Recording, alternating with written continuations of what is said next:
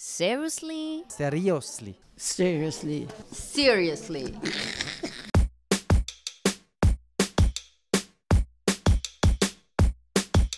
Bureau des légendes, l'écriture, la réalisation, les intrigues, les personnages. Ah, je peux pas dire autre chose qu'elle, c'est quand même quelque chose d'extraordinaire. Et en ce moment sur Netflix, je regarde Unbelievable. Ah, qui est super. Faut que tu regardes. Je dirais que c'est quand même une série essentielle. Ok, je vais Voilà. regarder ça alors. Peaky Blinders, saison 5. Je suis piqué. Thomas Shelby, ce gars, mais il est sexy au possible. Pourtant, c'est un voyou, mais cette manière de réfléchir, son côté famille et en même temps sans pitié. Thomas, I love you, Thomas Shelby.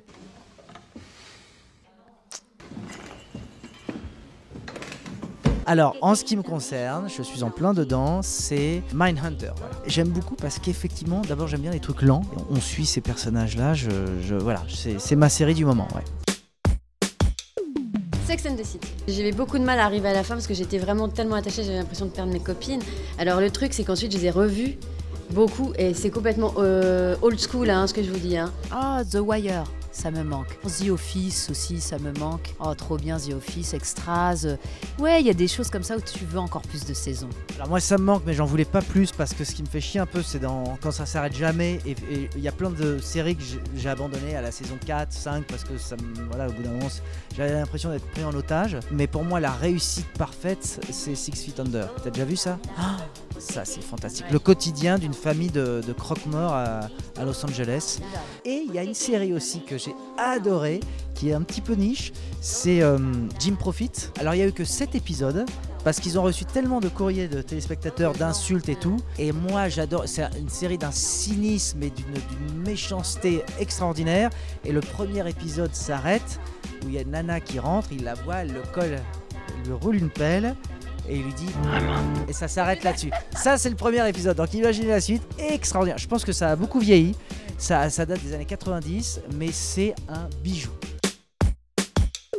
Une nounou d'enfer. C'était le culot de cette femme, son innocence, sa détermination, son envie de s'imposer, son intelligence. Formidable. Bon, The Office, j'ai beaucoup aimé, hein, vraiment, hein, ça c'est drôle. Extras aussi, je redis la même chose, ça j'ai bien ri. Moi, non mais c'est con ce que je veux dire, mais je vous jure, je suis retombé sur un épisode, sur le pilote, le premier épisode de Dallas, où comme c'était un pilote, ils n'avaient pas l'argent pour acheter South Fork, et là ils se baladent autour des rosiers de South Fork, et en fait ils font le tour d'un espèce de rond-point où il y a 3 rosiers minables. Ça a été tourné au mois de mars, donc il n'y a même pas toutes les feuilles. C'est d'une tristesse. Voilà, j'ai beaucoup ri, tout ça pour répondre à cette question.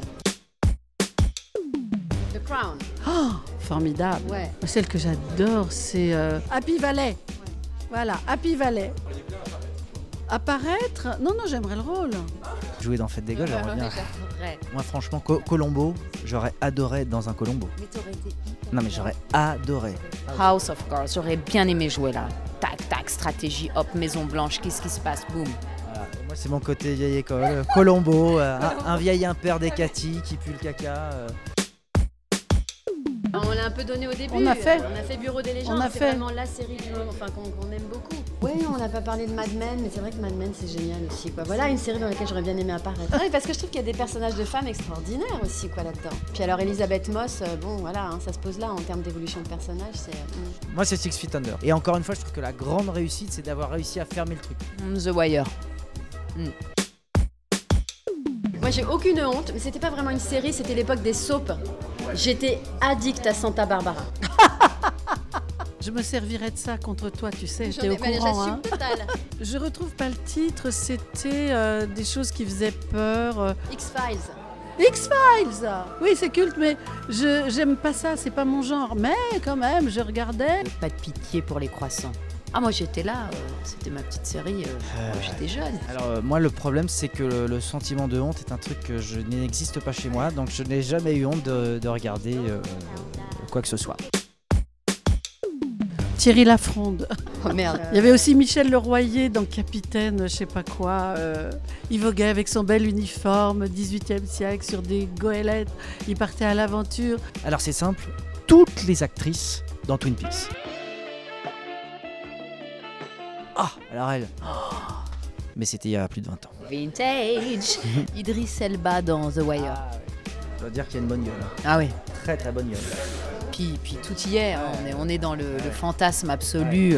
Bah, je suis à l'opposé hein, de ce type dans toutes les proportions, le machin. J'ai vu une photo de toi sur Instagram où tu es, je sais pas, sur le sol, torse nu. Oh bah on a vu que ça poussait en scred hein, dans des salles de sport. Oui, hein. écoute, on est vegan, hein, donc forcément.